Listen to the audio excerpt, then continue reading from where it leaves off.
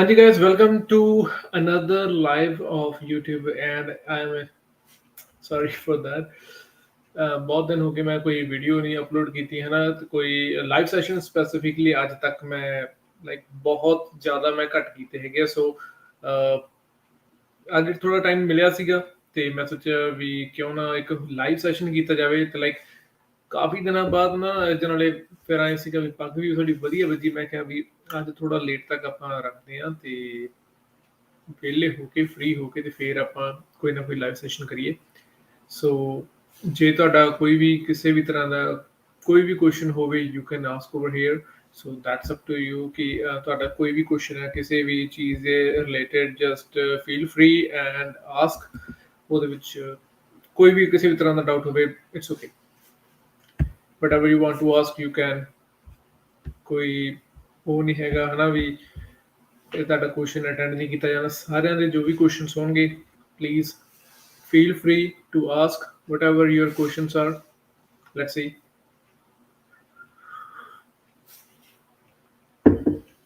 ਤੁਸੀਂ live chat box ਦੇ ਵਿੱਚ ਕਮੈਂਟ ਕਰ ਸਕਦੇ ਹੋ ਐਂਡ ਜੇ ਤੁਹਾਡਾ ਕੋਈ ਫਰੈਂਡ ਆ ਜਿਹਨੇ ਕੋਈ ਕੁਐਸਚਨ ਪੁੱਛਣਾ ਹੋਵੇ ਦੈਨ ਉਹਨਾਂ ਨੂੰ ਤੁਸੀਂ ਲਿੰਕ ਸ਼ੇਅਰ ਕਰ ਦਿਓ ਤੇ ਉਹ ਪੁੱਛ ਲਾਈਵ ਚੈਟ 'ਚ ਆ ਕੇ ਪੁੱਛ ਸਕਦੇ ਆ ਸੋ ਕੋਈ ਵੀ ਲਾਈਕ ਚਾਹੇ ਤੁਹਾਡਾ ਇਮੀਗ੍ਰੇਸ਼ਨ ਦੇ ਰਿਲੇਟਡ ਕੁਐਸਚਨ ਹੋਵੇ ਚਾਹੇ ਤੁਸੀਂ ਅਪਲਾਈ ਕੀਤਾ ਹੋਇਆ ਬਟ ਪੀਪੀਆਰ ਨਹੀਂ ਆ ਰਹੀ ਹੈਗੀ ਤਾਂ ਉਸ ਰਿਗਾਰਡਿੰਗ ਜੇ ਤੁਹਾਡਾ ਕੋਈ ਕੁਐਸਚਨ ਆ ਉਹ ਪੁੱਛ ਸਕਦੇ ਹੋ ਜਾਂ ਫਿਰ ਕੈਨੇਡਾ ਦੇ ਵਿੱਚ ਲਾਈਫ ਕਿੱਦਾਂ ਦੀ ਚੱਲ ਰਹੀ ਹੈ ਉਹ ਪੁੱਛ ਸਕਦੇ ਹੋ ਹੈ ਨਾ ਮੇਨ ਗੱਲਾਂ ਬਾਤਾਂ ਹੀ ਕਰਨੀਆਂ ਅੱਜ ਆਪਾਂ ਸੋ ਫਸਟ ਕੁਐਸਚਨ ਹੈਗਾ ਜੀ ਜਤਿਨ ਗੁਲਾਟੀ ਜੀ ਤਾਂ ਇਹ ਕਹਿੰਦੇ ਵੀ how are you so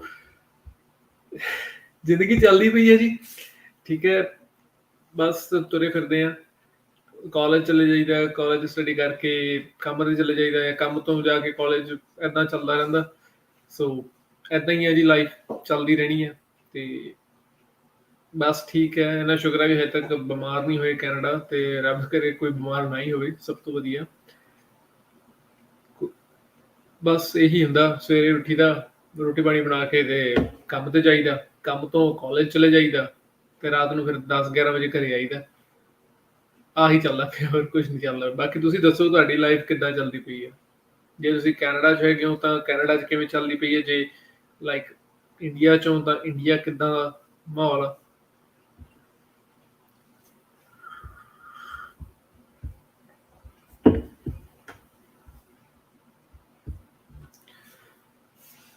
so like ਕੋਈ ਵੀ ਤੁਹਾਡਾ ਕੁਐਸਚਨ ਹੋਵੇ ਯੂ ਕੈਨ ਆਸਕ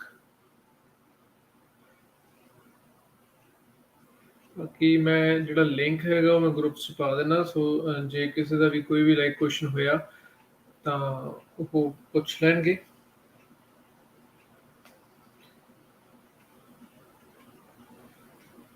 ਓਕੇ ਇੱਕ ਵਾਰੀ ਮੈਂ ਲਿੰਕ ਸ਼ੇਅਰ ਕਰਦੇ ਹਾਂ ਤੇ ਫਿਰ ਆਪਾਂ ਦੇਖਦੇ ਹਾਂ ਤੁਹਾਡੇ ਜਿੰਨੇ ਕੁਐਸਚਨ ਹੈਗੇ ਸਾਰਿਆਂ ਦਾ ਕਰਦੇ ਹਾਂ ਜੀ ਹੱਲ ਫਿਰ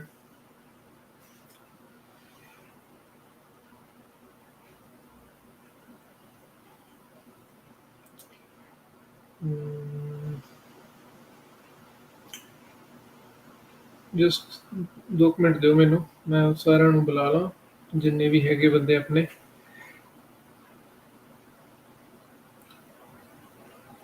ਇਹ ਹੋ ਗਏ ਤੇ ਇਹ ਹੋ ਗਿਆ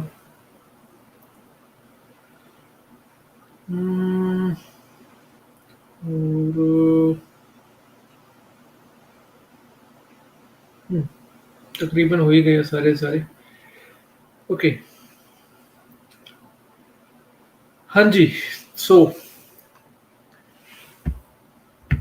ਰਿਸ਼ਵ ਜੀ ਦਾ ਮੈਸੇਜ ਹੈਗਾ ਪੁੱਛ ਰਹੇ ਆ ਭਾਜੀ ਮੈਂ ਟਿਕਟ ਕਰਾਈ ਬਟ ਉਹਦੇ 23 ਕਿਲੋ ਦਾ ਇੱਕ ਬੈਗ ਹੀ ਅਲਾਉਡ ਆ ਹੁਣ ਮੈਂ ਸੈਕਿੰਡ ਬੈਗ ਕਿੱਦਾਂ ਲੈ ਕੇ ਜਾ ਸਕਦਾ ਸੋ ਜਿਹੜਾ ਵੀ ਲਾਈਕ ਹਨਾ ਆਪਾਂ ਜਾਂਦੇ ਹੁੰਦੇ ਆ ਆਪਾਂ ਟਿਕਟ ਕਰਵਾਈ ਦੀ ਆ ਤਾਂ ਉਹਦੇ ਵਿੱਚ ਕਈ ਵਾਰੀ ਕੀ ਹੁੰਦਾ ਕਿ ਆਪਾਂ ਨੂੰ ਸਿਰਫ ਸਿੰਗਲ ਬੈਗੇਜ ਹੀ ਅਲਾਉਡ ਹੁੰਦਾ ਪਹਿਲਾਂ ਇਹ ਹੁੰਦਾ ਸੀਗਾ ਕਿ ਲਾਈਕ ਹਾਂ ਆਪਾਂ 2 ਲੈ ਕੇ ਜਾ ਸਕਦੇ ਸੀ ਬਟ ਹੁਣ ਸਿੰਗਲ ਦਾ ਕਰਤਾ ਕਾਫੀ 에ਅਰਲਾਈਨਸ ਨੇ ਬਿਕੋਜ਼ ਫਿਊਲ ਦੇ ਪ੍ਰਾਈਸਿਸ ਕਾਫੀ ਇਨਕਰੀਜ਼ ਹੋ ਗਏ ਕੁਝ ਹੋਰ ਉਹਨਾਂ ਦੇ ਰੀਜ਼ਨ ਰਹੇ ਹੋਣੇ ਆ ਤਾਂ ਇਹਦੇ ਵਿੱਚ ਤੁਹਾਡੇ ਕੋਲ 2 ਆਪਸ਼ਨਸ ਹੈਗੇ ਜਾਂ ਤਾਂ ਤੁਸੀਂ ਪਹਿਲਾ ਆਪਸ਼ਨ ਇਹ ਹੈ ਵੀ ਟਿਕਟ ਕੈਂਸਲ ਕਰਾ ਕੇ ਤੁਸੀਂ ਇੱਕ ਹੋਰ ਟਿਕਟ ਲੈ ਸਕਦੇ ਹੋ ਜਾਂ ਫਿਰ ਟਿਕਟ ਨੂੰ ਅਪਗ੍ਰੇਡ ਕਰਵਾ ਸਕਦੇ ਹੋ ਠੀਕ ਹੈ ਦੂਸਰਾ ਆਪਸ਼ਨ ਇਹ ਹੈ ਵੀ ਤੁਸੀਂ ਐਡੀਸ਼ਨਲ ਫੀ ਪੇ ਕਰਕੇ ਸੇਮ ਟਿਕਟ ਦੇ ਉੱਪਰ ਹੋਰ ਤੁਸੀਂ ਪੈਕੇਜ ਲੈ ਕੇ ਜਾ ਸਕਦੇ ਹੋ, ਬਟ ਗੱਲ ਸੇਮ ਹੀ ਪੈ ਜਾਣੀ ਤੁਹਾਨੂੰ, ਚਾਹੇ ਤੁਸੀਂ ਟਿਕਟ ਕੈਂਸਲ ਕਰਾ ਕੇ ਨਵੀਂ ਟਿਕਟ ਲਓ, ਜਾਂ ਫਿਰ ਤੁਸੀਂ ਇੱਕ ਹੋਰ ਆਪਾਂ ਕਹਿ ਸਕਦੇ ਹਾਂ ਕਿ ਆਪਾਂ ਉਸੇ ਟਿਕਟ ਨੂੰ ਹੀ ਆਪਾਂ ਅਪਗ੍ਰੇਡ ਕਰ ਸਕਦੇ ਹਾਂ, ਜਾਂ ਫਿਰ ਇਹ ਹੋ ਸਕਦਾ ਹੈਗਾ ਕਿ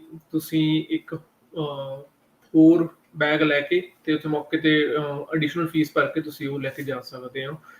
ਜਿਹੜਾ ਐਡੀਸ਼ਨਲ ਫੀਸ ਭਰ ਕੇ ਆਪਾਂ ਹੋਰ ਬੈਗ ਲੈ ਕੇ ਜਾਂਦੇ ਹਾਂ, ਉਹ ਬੈਸਟ ਰਹਿੰਦਾ ਹੈਗਾ ਇਫ ਯੂ ਆਰ ਆਪਣੀ ਡਾਇਰੈਕਟ ਫਲਾਈਟ ਹੈਗੀ ਹੈ, ਤਾਂ ਉਹਦੇ ਵਿੱਚ ਸਭ ਤੋਂ ਬੈਸਟ ਰਹਿੰਦਾ ਹੈਗਾ। ਜੇ ਆਪਣਾ ਕਿਤੇ ਲੇਓਵਰ ਆ, ਆਪਾਂ ਉੱਥੇ 에ਅਰਪੋਰਟ ਤੋਂ ਬਾਹਰ ਆਉਣਾ, ਤਾਂ ਉੱਥੇ ਫਿਰ ਤੁਹਾਨੂੰ ਕਈ ਵਾਰੀ ਕੀ ਹੈ, ਡਬਲ ਫੀਸ ਭਰਨੀ ਪੈ ਜਾਂਦੀ ਹੈ। So I would not recommend that. ਜੇ ਆਪਾਂ ਲਾਈਕ ਬੈਸਟ ਸਿਨਾਰੀਓ ਇਹੀ ਹੈ ਕਿ ਆਪਾਂ ਜਿਹੜੀ ਫੀਸ ਹੈਗੀ ਉਹ ਥੋੜੀ ਜੀ ਲਾਈਕ ਜੇ ਤਾਂ ਆਪਣੀ ਡਾਇਰੈਕਟ ਫਲਾਈਟ ਆ, ਫਿਰ ਤਾਂ ਫੀਸ ਥੋੜੀ ਵੱਧ ਭਰ ਕੇ ਲੈ ਜਾਓ, ਕੋਈ ਚੱਕਰ ਨਹੀਂ ਗਾ। ਨਹੀਂ ਤਾਂ ਫਿਰ ਸੀਟ ਅਪਗ੍ਰੇਡ ਜਾਂ ਟਿਕਟ ਅਪਗ੍ਰੇਡ ਜਾਂ ਫਿਰ ਟਿਕਟ ਹੋਰ ਲੈਣ ਦਾ ਬੈਸਟ ਆਪਸ਼ਨ ਹੈ। ਹੋਰ ਕੋਈ ਆਪਸ਼ਨ ਐਟ ਅ ਟਾਈਮ ਮੈਨੂੰ नहीं ਲੱਗਿਆ ਹੈਗਾ। नेक्स्ट इज जतन, वो कह रहे हैं कि सर मैंने वीज़ा के लिए अप्लाई किया था but still medical is not updated, I launch my file on 14th May. So if you lodge your file on 14th May, so that means it's going to take at least 3 months, June, July, August. Your file, I think you will get the result soon, और medical update जो है वो भी आपका जल्दी हो जाएगा, घबराने की बात नहीं है। Usually it takes time and in some cases medical update your क्या कहते हैं उसे, रिव्यू, वो भी अपडेट हो जाएगा। यानी सब कुछ एकदम से अपडेट हो सकता है बिल्कुल, लाइक 5-7 मिनट में आपका बीबीएल भी आ जाएगा, आपका पीपीआर भी आ जाएगा। Everything can be upgraded in just a short amount of time. So don't worry about that. It sometimes take time, but not much. Best city in Ontario for IT jobs. Well, there is one city only. IT jobs ਜੇ ਤੁਸੀਂ ਕਰਨੀਆਂ ਚਾਹੁੰਦੇ ਹੋ ਤਾਂ ਫਿਰ ontario ਦੇ ਵਿੱਚ ਕੋਈ ਸਿਟੀ ਹੈ ਤੇ ਉਹਦਾ ਨਾਮ ਹੈਗਾ ਟੋਰਾਂਟੋ, ਪਰ ਕੰਪੀਟੀਸ਼ਨ ਉੱਥੇ ਬਹੁਤ ਜ਼ਿਆਦਾ ਹੈਗਾਗਾ। ਠੀਕ ਹੈ, ਜੇ ਤੁਸੀਂ ਕੰਪੀਟੀਸ਼ਨ ਨੂੰ ਬੀਟ ਕਰ ਸਕਦੇ ਹੋ then yes, best is Toronto, ਪਰ ਕੰਪੀਟੀਸ਼ਨ ਨੂੰ ਤੁਹਾਨੂੰ ਬੀਟ ਕਰਨਾ ਪਏਗਾ। ਜੇ ਤੁਸੀਂ ਕਰ ਸਕਦੇ ਹੋ that's it, otherwise I wood say Toronto ਤੋਂ ਬਾਅਦ ਹੈਗਾ ਆਟਵਾ, ਤੇ ਜੇ ਤੁਸੀਂ ਅੰਟਾਰੀਓ ਤੋਂ ਬਾਹਰ ਹੋਣਾ ਚਾਹੁੰਦੇ ਹੋ then Vancouver is one of the best places to live, although it's expensive, but it's one of the best, and yes, you can live in here. ਥੋੜਾ ਟ੍ਰੈਫਿਕ ਦੀ ਸਮੱਸਿਆ ਹੋਗੀ, ਉਹ ਚਲੋ ਟੋਰਾਂਟੋ ਵੀ ਹੈਗੀ ਆ, ਹਨਾ, ਤਾਂ I think it is both are the best, Toronto, then Vancouver, and then Ottawa. If I have to categorize these three in terms of ranking for the IT jobs, Toronto is going to be at the topmost, then Vancouver, and then Ottawa. ਕਿੰਨੇ dollar ਲੱਗ ਜਾਂਦੇ ਭਾਜੀ edition ਫੀ direct ਹੀ flight air Canada? ਸੋ air Canada ਦੇ ਲਈ ਆਪਾਂ ਨੂੰ air Canada ਦੀ website ਦੇ ਉੱਪਰ ਜਾ ਕੇ ਆਪਾਂ ਨੂੰ ਸਰਚ ਕਰਨਾ ਪੈਣਾ, ਤੇ ਬੈਸਟ ਇਹੀ ਹੈ ਤੁਸੀਂ ਉਹਨਾਂ ਦੀ ਵੈਬਸਾਈਟ ਤੇ ਜਾਓ, ਉਹਨਾਂ ਨੂੰ ਈਮੇਲ ਕਰ ਦਿਓ, ਉਹਨਾਂ ਨੂੰ ਫੋਨ ਤੇ ਪੁੱਛ ਲਓ ਕਿ ਐਡੀਸ਼ਨਲ ਬੈਗ ਹੈਗਾ, ਮੈਂ ਚੈੱਕ ਕਰ ਹੀ ਲੈਣਾ, 에ਅਰ ਕੈਨੇਡਾ ਐਡੀਸ਼ਨਲ ਬੈਗ ਫੀ। ਸੋ ਜੋ ਇਹਨਾਂ ਨੇ ਆਪਦੀ ਵੈਬਸਾਈਟ ਦੇ ਉੱਪਰ ਲਿਖਿਆ ਹੋਇਆ ਹੈਗਾ ਦੈਟ ਇਜ਼ ਲਾਈਕ ਕਿ $100 ਦੇ ਵਿੱਚ ਹੋਏਗੀ check baggage, other international travel. First baggage ਤੁਹਾਡਾ ਆਈ ਥਿੰਕ ਫ੍ਰੀ ਹੋਏਗਾ, ਤੇ ਸੈਕੰਡ ਬੈਗੇਜ ਦੀ ਮੈਕਸਿਮਮ ਫੀ ਇਹਨਾਂ ਨੇ $100 ਰੱਖੀ ਹੋਈ ਆ, ਤੇ ਤੁਸੀਂ ਵਿਦ ਟੈਕਸਿਸ, ਕਿਉਂਕਿ ਇੰਡੀਆ 18% ਸਰਵਿਸ ਚਾਰਜ ਲੱਗਦਾ, ਤਾਂ ਤੁਸੀਂ $118 ਪ੍ਰੀਪੇਅਰ ਕਰਕੇ ਰੱਖੋ ਕਿ ਇੰਨੀ ਕੁ ਤੁਹਾਡੀ ਫੀਸ ਜਿਹੜੀ ਹੈਗੀ ਆ ਉਹ ਲੱਗ ਜਾਏਗੀ। Brother, what is the difference between AR and AOR in PR process? ਜਿਹੜਾ AOR ਹੈਗਾ ਉਹ acknowledgement ਹੋ ਜਾਂਦੀ ਹੈਗੀ ਆ, acknowledgement of receipt ਹੁੰਦਾ ਆਈ ਥਿੰਕ, ਮਤਲਬ ਕਿ ਜਦੋਂ ਵੀ ਆਪਾਂ ਫਾਈਲ ਲਗਾਉਂਦੇ ਹੈਗੇ ਆ ਉਸ ਤੋਂ ਬਾਅਦ AOR ਆਉਣ ਦਾ ਮਤਲਬ ਇਹ ਹੈ ਕਿ ਹਾਂਜੀ IRCC ਕੋਲ ਤੁਹਾਡੀ ਜਿਹੜੀ ਐਪਲੀਕੇਸ਼ਨ ਆ ਉਹ ਪਹੁੰਚ ਚੁੱਕੀ ਆ। AR ਵੀ ਮੈਨੂੰ ਇਹ ਲੱਗਦਾ ਵੀ ਸੇਮ ਹੀ ਹੈ, ਕਿਉਂਕਿ ਮੋਸਟਲੀ ਜਿਹੜੇ ਇਮੀਗ੍ਰੇਸ਼ਨ ਫੀਲਡ ਦੇ ਵਿੱਚ ਵਰਡਸ ਯੂਜ਼ ਹੁੰਦੇ ਆ ਉਹਦੇ ਵਿੱਚ AOR ਨੂੰ ਸਭ ਤੋਂ ਜ਼ਿਆਦਾ ਯੂਜ਼ ਕੀਤਾ ਜਾਂਦਾ ਹੈਗਾ rather than AR। So this is the only thing which I know, AOR AR ਦਾ ਮੈਨੂੰ ਸ਼ੋਰ ਨਹੀਂ ਹੈਗਾਗਾ ਕਿ ਇਮੀਗ੍ਰੇਸ਼ਨ ਦੇ ਵਿੱਚ ਵੀ ਕੋਈ ਯੂਜ਼ ਹੁੰਦਾ ਜਾਂ ਨਹੀਂ ਹੁੰਦਾ। AOR ਤਾਂ ਮੈਨੂੰ ਸ਼ੋਰ ਹੈ ਕਿ ਉਹ ਐਕਨੋਲੇਜਮੈਂਟ ਹੁੰਦੀ ਹੈ ਕਿ ਹਾਂਜੀ ਤੁਹਾਡੀ ਫਾਈਲ ਸਾਡੇ ਕੋਲ ਪਹੁੰਚ ਚੁੱਕੀ ਹੈ। ਨੈਕਸਟ ਹੈ ਜੀ ਸੁਖਮਨਜੋਤ ਸਿੰਘ ਸਰ, ਮੇਰੀ ਵਾਇਆ ਮੌਂਟਰੀਅਲ ਆ ਫਲਾਈਟ ਟੂ ਟੋਰਾਂਟੋ, ਮੇਰੀ ਇਮੀਗ੍ਰੇਸ਼ਨ ਮੌਂਟਰੀਅਲ ਹੋਏਗੀ। ਹਾਂਜੀ, ਜਿੱਥੇ ਵੀ ਤੁਸੀਂ ਐਂਟਰ ਕਰਦੇ ਹੋ ਸਭ ਤੋਂ ਪਹਿਲਾਂ, ਪਹਿਲਾਂ ਤਾਂ ਇਹੀ ਰੂਲ ਹੁੰਦਾ ਸੀਗਾ ਜਦੋਂ ਮੈਂ ਆਇਆ ਸੀਗਾ ਕਿ ਜੇ ਤੁਸੀਂ ਕੈਨੇਡਾ ਦੀ ਕਿਸੇ ਵੀ ਕਿਸੇ ਵੀ 에ਅਰਪੋਰਟ ਦੇ ਉੱਪਰ ਲੈਂਡ ਕਰਦੇ ਹੋ ਤਾਂ ਫਿਰ ਸਭ ਤੋਂ ਪਹਿਲਾਂ ਉੱਥੇ ਹੀ ਤੁਹਾਡੀ ਇਮੀਗ੍ਰੇਸ਼ਨ ਹੁੰਦੀ ਹੈ। ਸੋ ਮੌਂਟਰੀਅਲ ਲੈਂਡ ਕਰਨਾ ਤਾਂ ਮੇਕ ਸ਼ੋਰ ਕਿ ਤੁਹਾਡੇ ਕੋਲ ਇੰਨਾ ਟਾਈਮ ਹੋਵੇ ਕਿ ਮੌਂਟਰੀਅਲ ਤੋਂ ਟੋਰਾਂਟੋ ਦੀ ਜਿਹੜੀ ਤੁਹਾਡੀ ਡੋਮੈਸਟਿਕ ਫਲਾਈਟ ਆ ਉਹ ਵੀ ਹੋ ਜਾਵੇ, ਪਲੱਸ 3-4 ਘੰਟੇ ਦਾ ਐਟਲੀਸਟ ਤੁਹਾਡੇ ਕੋਲ ਹੋਣ। ਇਹ ਨਾ ਹੋਵੇ ਵੀ ਤੁਹਾਡੀ ਫਲਾਈਟ ਮਿਸ ਹੋ ਜਾਵੇ। ਓਕੇ, ਸੋ ਬਾਕੀ ਆਪਦੇ ਬੈਗੇਜ ਦਾ ਖਿਆਲ ਰੱਖਿਓ ਕਿਉਂਕਿ ਹੁਣ ਟੋਰਾਂਟੋ ਤੇ ਆਈ ਥਿੰਕ ਮੌਂਟਰੀਅਲ ਦੇ ਵਿੱਚ ਵੀ ਆ, ਬੈਗੇਜ ਬਹੁਤ ਗੁੰਮ ਹੋ ਰਹੇ ਆ ਤੇ ਲੋਕਾਂ ਨੂੰ 4-4 ਦਿਨ ਬਾਅਦ ਵੀ ਉਹਨਾਂ ਦੇ ਬੈਗੇਜ ਨਹੀਂ ਮਿਲਦੇ। ਸੋ ਮੇਕ ਸ਼ੋਰ ਵੀ ਆਪਦਾ ਤੁਸੀਂ ਐਡਰੈਸ ਇੰਡੀਆ ਦਾ ਵੀ ਤੇ ਕੈਨੇਡਾ ਦਾ ਵੀ ਉਹਦੇ ਉੱਪਰ ਲਿਖੋ ਤੇ ਜਿੱਥੇ ਤੁਸੀਂ ਇੰਡੀਆ ਦਾ ਲਿਖੋਗੇ ਤਾਂ ਤੁਸੀਂ ਲਿਖ ਦੇਣਾ ਫਰੋਮ, ਵੀ ਤੁਸੀਂ ਕਿੱਥੋਂ ਚੱਲੇ ਹੋ, ਜਾਂ ਤੇ ਜਿੱਥੇ ਤੁਸੀਂ ਅਰਾਈਵ ਕਰਨਾ ਯਾਨੀ ਡੈਸਟੀਨੇਸ਼ਨ ਦੇ ਵਿੱਚ ਤੁਸੀਂ ਕੈਨੇਡਾ ਦਾ ਐਡਰੈਸ ਪਾ ਦੇਣਾ ਜਿੱਥੇ ਜਾਂਦੇ ਸਰ ਤੁਸੀਂ ਕੁਝ ਦਿਨ ਲਗਾਉਣੇ ਆ, ਤਾਂ ਕਿ ਜੇ ਤੁਹਾਡਾ ਬੈਗ ਗੁੰਮ ਵੀ ਹੋ ਜਾਵੇ ਤਾਂ ਵੀ ਉਹਦੇ ਉੱਪਰ ਕੁਛ ਨਾ ਕੁਛ ਤਾਂ ਲਿਖਿਆ ਹੋਵੇ ਜਿਹਦੇ ਨਾਲ 에ਅਰਲਾਈਨਸ ਤੁਹਾਡੇ ਬੈਗੇਜ ਨੂੰ ਇੱਧਰ ਉੱਧਰ ਪਹੁੰਚਾ ਦੇਣ। ਓਕੇ, ਨੈਕਸਟ ਬ్రో, ਇੰਡੀਆ ਤੋਂ ਵੈਨਕੂਵਰ ਜੇ ਇਨਡਾਇਰੈਕਟ ਟਿਕਟ ਲਈ ਤੇ ਕਿਹੜੀ ਕੰਟਰੀ ਵਿੱਚ ਦੀ, ਸਿੰਗਾਪੁਰ ਜਾਂ ਮੈਕਸੀਕੋ? ਪਰਸਨਲੀ ਕਿਉਂਕਿ ਮੈਂ ਵੀ ਵੈਨਕੂਵਰ ਹੈਗਾ ਤੇ ਮੈਂ ਰੈਕਮੈਂਡ ਕਰੂੰਗਾ ਵਾਇਆ UAE। ਮੈਨੂੰ ਦੁਬਈ ਵਾਇਆ ਦੁਬਈ ਕੋਈ ਦਿੱਕਤ ਨਹੀਂ ਆਈ ਸੀਗੀ ਤੇ 2 ਦਿਨ ਉੱਥੇ ਰਿਹਾ ਵੀ, 2 ਰਾਤਾਂ ਵੀ ਕੱਟੀਆਂ ਤੇ 2 ਰਾਤਾਂ ਇੱਕ ਦਿਨ ਦਾ ਮੇਰਾ ਸਟੇ ਸੀ ਉੱਥੇ ਐਂਡ ਇਟ ਇਜ਼ ਬੈਸਟ। ਤੇ ਸਿੰਗਾਪੁਰ ਤੇ ਮੈਕਸੀਕੋ ਦੇ ਵਿੱਚੋਂ ਜੇ ਮੈਨੂੰ ਚੂਜ਼ ਕਰਨਾ ਹੋਵੇ then I would prefer Singapore rather than Mexico, because Mexico ਦੇ ਵਿੱਚ ਤਾਂ ਆਪਾਂ ਨੂੰ ਪਤਾ ਹੀ ਹੈ ਵੀ ਲਾਈਕ ਕ੍ਰਾਈਮ ਕਿੰਨਾ ਜ਼ਿਆਦਾ ਹੈਗਾ ਹਨਾ, ਇਹ ਗੱਲ ਤਾਂ ਕਿਸੇ ਤੋਂ ਲੁਕੀ ਨਹੀਂ ਹੈਗੀ। ਪਲੱਸ ਸਿੰਗਾਪੁਰ ਇੱਕ ਟੂਰਿਸਟ ਡੈਸਟੀਨੇਸ਼ਨ ਹੈਗੀ ਆ ਤੇ ਆਪਾਂ ਨੂੰ ਉੱਥੇ ਇੰਨੀ ਜ਼ਿਆਦਾ ਦਿੱਕਤ ਵੀ ਨਹੀਂ ਆਉਂਦੀ ਕਿਉਂਕਿ ਕਾਫੀ ਲੋਕ ਉੱਥੇ ਹਿੰਦੀ ਵੀ ਬੋਲ ਸਕਦੇ ਆ। So we can interact with them easily, ਤਾਂ ਆਪਾਂ ਉਹਨਾਂ ਨਾਲ ਜਲਦੀ ਗੱਲਬਾਤ ਕਰ ਸਕਦੇ ਆ ਹਨਾ। ਸੋ ਆਪਾਂ ਨੂੰ ਉੱਥੇ ਥੋੜਾ ਓਪਰਾ ਫੀਲ ਨਹੀਂ ਹੋਣਾ ਜਿੰਨਾ ਆਪਾਂ ਨੂੰ ਮੈਕਸੀਕੋ ਹੋਏਗਾ। ਤੇ ਮੈਕਸੀਕੋ ਜਿੰਨੇ ਬੰਦੇ ਆਏ ਆ ਮੈਕਸੀਕੋ ਹੋ ਕੇ ਤੇ ਉਹਨਾਂ ਨਾਲ ਵੀ ਗੱਲਬਾਤ ਹੁੰਦੀ ਆ, ਉਹ ਕਹਿੰਦੇ ਆ ਬਈ ਮੈਕਸੀਕੋ ਨਾ ਜਾਓ। ਸੋ ਬੈਸਟ ਆਪਸ਼ਨ ਇਹੀ ਹੈ ਵੀ ਤੁਸੀਂ ਸਿੰਗਾਪੁਰ ਵਿੱਚ ਦੀ ਚਲੇ ਜਾਓ ਜੇ ਤੁਹਾਡੇ ਕੋਲ ਇਹੀ 2 ਆਪਸ਼ਨਸ ਨੇ। ਅਦਰਵਾਈਜ਼ ਜੇ ਬਾਏ ਦੁਬਈ ਜਾ ਸਕਦੇ ਹੋ, 7,000 ਰੁਪਏ ਦਾ ਤੁਹਾਡਾ 15 ਦਿਨਾਂ ਦਾ ਜਾਂ ਮਹੀਨੇ ਦਾ ਵੀਜ਼ਾ ਲੱਗਣਾ ਗਾ ਤੇ 3-4 ਘੰਟੇ ਦੀ ਤੁਹਾਡੀ ਫਲਾਈਟ ਹੋਣੀ ਆ ਦੁਬਈ ਤੱਕ ਦੀ। ਉਸ ਤੋਂ ਬਾਅਦ ਤੁਸੀਂ ਵੈਨਕੂਵਰ ਜਾ ਸਕਦੇ ਹੋ। ਜਿਹੜੀ ਮੇਰੀ ਫਲਾਈਟ ਸੀਗੀ ਉਹ ਸੀ ਅੰਮ੍ਰਿਤਸਰ ਤੋਂ ਦੁਬਈ, ਦੈਨ ਦੁਬਈ ਮੇਰਾ 2 ਦਿਨ ਦਾ 2 ਰਾਤਾਂ ਦਾ ਸਟੇ ਸੀਗਾ ਤੇ ਦੂਸਰੇ ਦਿਨ ਮੇਰੀ ਫਲਾਈਟ ਸੀ Dubai to Vancouver via London. London I think ਘੰਟੇ 1.5 ਘੰਟੇ ਦਾ ਸਟੇ ਸੀਗਾ। ਉਹਦੇ ਵਿੱਚ ਵੀ ਟਰਮੀਨਲ ਚੇਂਜ ਵਿੱਚ ਇੰਨਾ ਟਾਈਮ ਲੱਗ ਜਾਂਦਾ ਕਿ ਤੁਹਾਨੂੰ ਪਤਾ ਹੀ ਨਹੀਂ ਲੱਗਣਾ ਵੀ ਤੁਸੀਂ ਉੱਥੇ ਸਟੇ ਕੀਤਾ ਵੀ ਆ ਜਾਂ ਨਹੀਂ, ਤੇ ਬੈਗੇਜ ਫਿਰ ਤੁਹਾਨੂੰ ਦੁਬਈ ਤੋਂ ਚੱਲੇ ਤਾਂ ਵੈਨਕੂਵਰ ਹੀ ਮਿਲਣੇ ਆ। Okay, next is Rupinder Chal.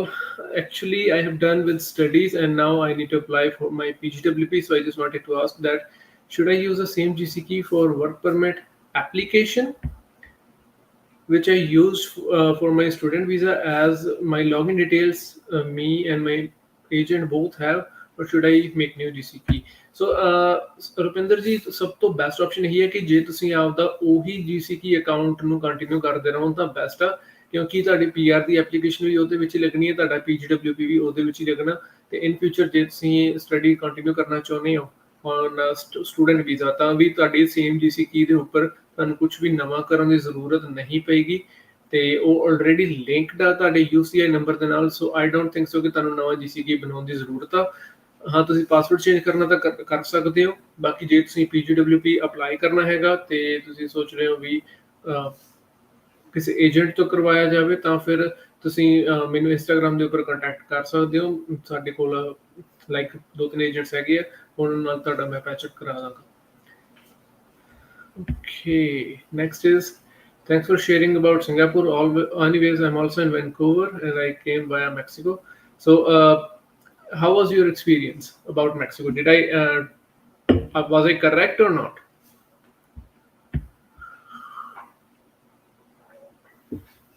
ਇਹ ਦੱਸੋ ਜੀ ਵੀ ਹਾਂਜੀ ਕਰੈਕਟ ਸੀਗਾ ਜਾਂ ਨਹੀਂ?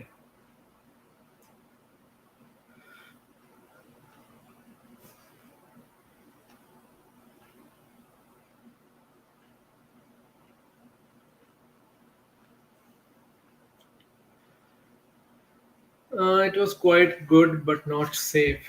Okay, so ਗੱਲ ਉਹੀ ਆ ਵੀ ਆਪਾਂ ਨੂੰ ਮੇਨ ਜਿੰਨੇ ਵੀ ਬੰਦੇ ਮਿਲੇ ਸੀ ਉਹਨਾਂ ਨੇ ਵੀ ਇਹੀ ਕਿਹਾ ਵੀ ਸੇਫ ਨਹੀਂ ਹੈਗਾ ਤੇ ਸਪੈਸੀਫਿਕਲੀ ਜਿਵੇਂ ਹੁਣ ਤੁਸੀਂ ਦੱਸਿਆ ਵੀ ਫੂਡ ਦੇ regarding specifically it was not good ਤੇ ਤੁਹਾਨੂੰ ਉੱਥੇ 3 ਦਿਨ ਰਹਿਣਾ ਪਿਆ ਸੋ ਪਤਾ ਕੀ ਆ ਉੱਥੇ ਆਪਾਂ ਨੂੰ 1-2 ਦਿਨ ਰਵਾਂਗੇ 2-4 ਦਿਨ ਘੱਟੋ ਘੱਟ ਆਪਾਂ ਰਵਾਂਗੇ ਨਾ ਫਿਰ ਆਪਾਂ ਨੂੰ ਥੋੜਾ ਬਹੁਤਾ ਪਤਾ ਲੱਗਣਾ ਸ਼ੁਰੂ ਹੁੰਦਾ ਹੈਗਾ ਦੁਬਈ ਵੀ ਸਾਨੂੰ ਪਹਿਲੇ ਦਿਨ ਤਾਂ ਕੁਝ ਵੀ ਨਹੀਂ ਸੀ ਮਿਲਿਆ ਇੱਕ ਠੀਕ ਠਾਕ ਜਿਹਾ ਪੀਜ਼ਾ ਸੀਗਾ ਤੇ ਠੀਕ ਠਾਕ ਜਿਹੀ ਗਾਰਲਿਕ ਬ੍ਰੈਡ ਸੀ ਬਸ ਉਹੀ ਇੱਕ ਪਹਿਲੇ ਦਿਨ ਤਾਂ ਉਹੀ ਖਾਧੇ ਤੇ ਕੋਈ ਸਵਾਦ ਨਹੀਂ ਆਇਆ ਸੈਕਿੰਡ ਡੇ ਜਿਹੜਾ ਸਾਡਾ ਬ੍ਰੇਕਫਾਸਟ ਸੀ ਉਹ ਸੀਗਾ ਹੋਟਲ ਦੇ ਵਿੱਚ ਹੀ ਸੋ ਛੋਲੇ ਪੂਰੀਆਂ ਖਾਧੀਆਂ ਬੜੇ ਵਧੀਆ ਰਹੇ ਤੇ ਫਿਰ ਰਾਤ ਨੂੰ ਅਸੀਂ ਆਖਿਆ ਵੀ ਯਾਰ ਏਦਾਂ ਦਾ ਨਹੀਂ ਸਰਨਾ ਗਾ ਫਿਰ ਅਸੀਂ ਉੱਥੇ ਲੱਭਿਆ ਇੱਕ Indian restaurant I think Bombay restaurant ਸੀਗਾ ਮੈਨੂੰ ਯਾਦ ਨਹੀਂ ਹੈ ਹੁਣ ਤੇ ਲਾਈਕ ਉੱਥੇ ਖਾਣਾ ਵੀ ਅਫੋਰਡੇਬਲ ਸੀ ਤੇ ਇੰਡੀਅਨ ਸੀ ਤੇ ਬਹੁਤ ਵਧੀਆ ਸੀ ਸੋ ਜੇ ਤੁਸੀਂ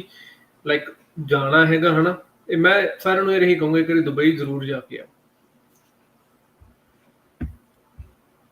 ਮੇਨ ਪ੍ਰੋਬਲਮ ਯੈਸ ਮੈਕਸੀਕੋ ਦੇ ਵਿੱਚ ਤੁਹਾਨੂੰ ਕਮਿਊਨੀਕੇਸ਼ਨ ਪ੍ਰੋਬਲਮ ਹੀ ਹੈ ਜੋ ਹਮੇਸ਼ਾ ਤੁਹਾਨੂੰ ਫੇਸ ਕਰਨੀ ਪਏਗੀ ਤੇ ਹਾਂ ਉਹ ਸਟੂਡੈਂਟਸ ਦੇ ਨਾਲ ਕਈ ਵਾਰੀ ਕਰ ਜਾਂਦੇ ਕਿਉਂਕਿ ਪਤਾ ਕੀ ਹੈ ਉੱਥੇ ਉਹ ਇੱਕ ਇਹੋ ਜਿਹਾ ਏਰੀਆ ਹੋ ਜਿੱਥੇ ਸਿਰਫ ਉਹੀ ਬੰਦਾ ਕਾਮਯਾਬ ਹੈ ਜਿੱਥੇ ਨਾ ਲਾਈਕ ਥੋੜਾ ਜਿਹਾ ਜਿਹੜੇ ਬੰਦੇ ਨੂੰ ਕੌਨਫੀਡੈਂਸ ਹੈਗਾ ਉਹੀ ਉੱਥੇ ਸਰਵਾਈਵ ਕਰ ਸਕਦਾ ਹੋਰ ਨਹੀਂ ਉੱਥੇ ਕੋਈ ਸਰਵਾਈਵ ਕਰ ਸਕਦਾ ਬਹੁਤ ਮਾੜਾ ਹੋ ਜਾਂਦਾ ਜੀ ਕਈ ਵਾਰੀ ਬਸ ਕੌਨਫੀਡੈਂਸ ਰੱਖੋ ਆਪਦੇ ਚ ਤੁਸੀਂ ਜਿੰਨੇ ਕੈਪੇਬਲ ਹੈਗੇ ਹੋ ਸੋ ਆਈ ਡੋਂਟ ਥਿੰਕ ਸੋ ਤੁਹਾਨੂੰ ਕੋਈ ਵੀ ਪ੍ਰੋਬਲਮ ਆ ਸਕਦੀ ਹੈ should I choose Nova Scotia or Manitoba for PNP okay so PNP ਦੀ ਜੇ ਆਪਾਂ ਗੱਲ ਕਰੀਏ ਅਕੋਰਡਿੰਗ ਟੂ ਲਾਈਕ ਜੋ ਰੀਸੈਂਟ ਰੂਲਸ ਹੈਗੇ ਆ ਹਨਾ ਨੋਵਾ ਸਕੋਸ਼ੀਆ ਨੇ ਸਾਹਮਣੇ ਰੱਖੇ ਆ ਸਾਰਿਆਂ ਨੂੰ ਤਕਰੀਬਨ ਪਤਾ ਹੀ ਹੈ ਜੇ ਕਹੋਗੇ ਤਾਂ ਮੈਂ ਇੱਕ ਸੈਪਰੇਟ ਵੀਡੀਓ ਬਣਾ ਦਾਂਗਾ ਤਾਂ ਨੋਵਾ ਸਕੋਸ਼ੀਆ ਤੇ ਮੈਨੀਟੋਬਾ ਜੇ ਮੈਨੂੰ ਲਾਈਕ ਕੁਝ ਕਰਨਾ ਪਵੇ ਦੋਨਾਂ ਚੋਂ ਕੋਈ ਇੱਕ ਸਿਲੈਕਟ ਕਰਨਾ ਪਵੇ then I would choose Manitoba reason Nova Scotia Canada ਦੇ ਬਿਲਕੁਲ ਰਹਿ ਗਿਆ ਈਸਟ ਦੇ ਵਿੱਚ ਤੇ ਮੈਨੀਟੋਬਾ ਰਹਿ ਗਿਆ ਬਿਲਕੁਲ ਸੈਂਟਰ ਦੇ ਵਿੱਚ ਸੋ ਇਨ ਫਿਊਚਰ ਜੇਕਰ ਪੋਪੂਲੇਸ਼ਨ ਗਰੋਥ ਹੁੰਦੀ ਵੀ ਆ ਤਾਂ ਫਿਰ ਉਹ ਸੈਂਟਰ ਵੱਲ ਨੂੰ ਜ਼ਿਆਦਾ ਆਊਗੀ ਰੈਦਰ ਦੈਨ ਉਹ ਕਿਸੇ ਐਕਸਟ੍ਰੀਮ ਪਾਰਟ ਵੱਲ ਜਾਣ ਦੇ ਨਾਲੇ ਨੋਵਾ ਸਕੋਸ਼ੀਆ ਹੈ ਵੀ ਕੀ ਸਮੁੰਦਰ ਦੇ ਨੇੜੇ ਤੇੜੇ ਹੀ ਆ ਸੋ ਉੱਥੇ ਤਾਂ ਇੱਕ ਲਿਮਿਟਿਡ ਏਰੀਆ ਹੋਵੇਗਾ ਜਿੱਥੇ ਉਹ ਗਰੋ ਕਰ ਸਕਦੇ ਆ ਹਨਾ ਤਾਂ ਜੇ ਮੈਨੂੰ ਚੂਜ਼ ਕਰਨਾ ਪਊ ਆਈ wood always choose Manitoba rather than ਨੋਵਾ ਸਕੋਸ਼ੀਆ ਇੱਕ ਤਾਂ ਉੱਥੇ ਕਿ ਲਾਈਕ ਫੈਮਿਲੀ ਟਾਈਜ਼ ਵੀ ਹੈਗੇ ਆ ਠੀਕ ਹੈ ਸਭ ਤੋਂ ਮੇਨ ਵੱਡਾ ਰੀਜ਼ਨ ਸੈਕਿੰਡ ਕਿ ਹੁਣ ਪੋਪੂਲੇਸ਼ਨ ਜਿੰਨੀ ਵੀ ਆ ਰਹੀ ਆ ਉਹ ਹੁਣ ਇੰਟੀਰੀਅਰ ਵੱਲ ਨੂੰ ਗਰੋ ਕਰੇਗੀ ਤਾਂ ਇੰਟੀਰੀਅਰ ਦੇ ਵਿੱਚ ਬੈਸਟ ਕਿਹੜਾ ਹੈਗਾ Manitoba is one of the best ਤਾਂ I think that is what I would choose for the PNP. Mexico was not allowing them to board again with a illogical reason. ਹਾਂਜੀ Egypt ਦੇ ਵਿੱਚ ਵੀ ਏਦਾਂ ਹੀ ਹੋਇਆ Egypt ਦੇ ਵਿੱਚ ਵੀ ਲੋਕਾਂ ਨੂੰ ਇਹ ਚੀਜ਼ ਦਾ ਸਾਹਮਣਾ ਕਰਨਾ ਪਿਆ ਓਕੇ ਭਾਜੀ $100 ਦੇ ਕੇ ਮਤਲਬ ਦੂਜਾ ਬੈਗੇਜ ਲਿਜਾ ਸਕਦੇ ਆ ਉਹ 에ਅਰਪੋਰਟ ਤੇ ਫੀ ਦਊਗਾ ਮੈਂ ਜੇ ਹੁਣੀ ਏਜੰਟ ਨੂੰ ਕਹਿੰਦੇ ਕਿ ਫੀ ਪੇ ਕਰ ਸਕਦਾ ਨਾਲੇ ਮੇਰੀ ਫਲਾਈਟ 3 ਆ ਪਹਿਲਾਂ ਇੰਡੀਆ ਤੋਂ ਮੌਂਟਰੀਅਲ ਫਿਰ ਟੋਰਾਂਟੋ ਤੇ ਫਿਰ ਵਿੰਡਸਰ ਓਕੇ 3 ਫਲਾਈਟਾਂ ਨੇ ਤਾਂ ਫਿਰ ਹੁਣੇ ਪੁੱਛ ਲਓ ਏਜੰਟ ਤੋਂ ਜੇਕਰ ਉਹ ਹੁਣੇ ਕਰ ਸਕਦਾ ਹੈਗਾ ਦੈਨ ਬੈਸਟ ਆਪਸ਼ਨ ਆ ਤੇ ਜੇ ਥੋੜਾ ਜਿਹਾ ਲਾਈਕ ਡਿਲੇ ਹੁੰਦਾ ਦੈਨ ਆਈ ਵੁੱਡ ਰეკਮੈਂਡ ਕਿ ਤੁਸੀਂ ਟੋਰਾਂਟੋ ਦੀ ਡਾਇਰੈਕਟ ਟਿਕਟ ਕਰਾ ਲਓ ਤਾਂ ਜ਼ਿਆਦਾ ਬੈਟਰ ਆ rather than going to first Montreal and then Toronto ਫਿਰ Windsor ਹਨਾ the best option is going to go to Toronto and then ਉੱਥੋਂ ਚਾਹੇ ਤੁਸੀਂ via road ਚਲੇ ਜਾਓ via flight ਚਲੇ ਜਾਓ that's up to you but best option in this thing is if you go ahead and if you can upgrade your ticket that's the best option so if you have any other question just come on ask me any other question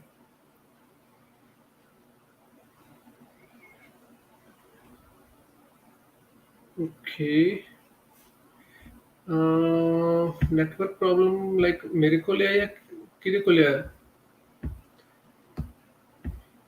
I think मेरे को ही होएगी because थोड़ा जाना आज हैगा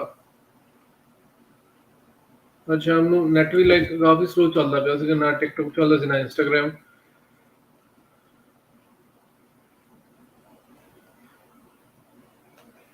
Instagram ਵਾਲਿਆਂ ਨੂੰ ਵੀ ਕਹਿ ਦਈਏ ਵੀ ਆ ਜਾਓ ਭਾਈ।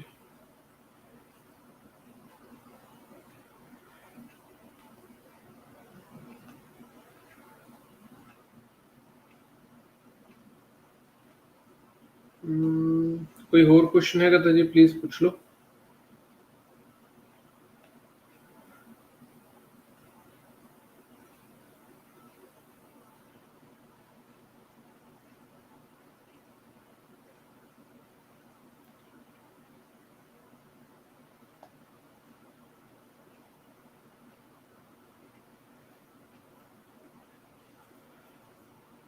ਓਕੇ,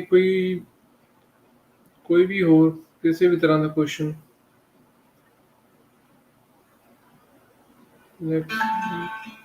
ਕੋਈ ਹੋਰ?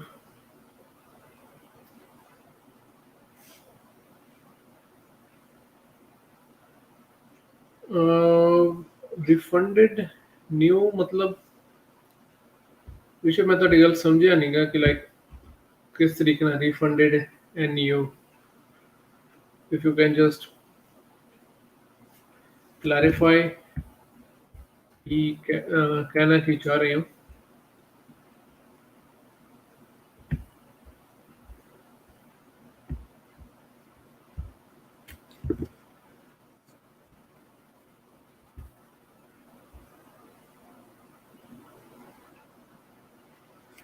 ਓਕੇ, ਟਿਕਟ ਰਿਫੰਡੇਬਲ ਨਹੀਂ ਹੈਗੀ। ਆਲਰਾਈਟ, ਸੋ ਜੇ ਤੁਹਾਡੀ ਟਿਕਟ ਰਿਫੰਡੇਬਲ ਨਹੀਂ ਹੈਗੀ ਤਾਂ ਫਿਰ ਆਪਣੇ ਕੋਲ ਇੱਕੋ ਹੀ ਆਪਸ਼ਨ ਇਹੀ ਬਚਦਾ ਕਿ ਤੁਸੀਂ ਜਿਹੜੀ ਟਿਕਟ ਹੈਗੀ ਆ ਉਹਨੂੰ ਤੁਸੀਂ ਅਪਗ੍ਰੇਡ ਕਰਵਾ ਲਓ। ਬੈਸਟ ਆਪਸ਼ਨ ਆ। ਤੇ ਯਾ ਠੀਕ ਹੈ, ਇਹੀ ਹੈ ਵੀ ਤੁਸੀਂ ਅਪਗ੍ਰੇਡ ਕਰਵਾ ਲਿਓ ਤੇ at least have $1000 cash with yourself, ਤਾਂ ਕਿ ਕਈ ਵਾਰੀ ਕੀ ਹੁੰਦਾ ਆਪਾਂ ਨੂੰ ਕੁਝ ਖਾਣਾ ਪੀਣਾ ਪੈ ਜਾਂਦਾ ਰਸਤੇ ਚੋਂ। So have some US currency as well as some Canadian.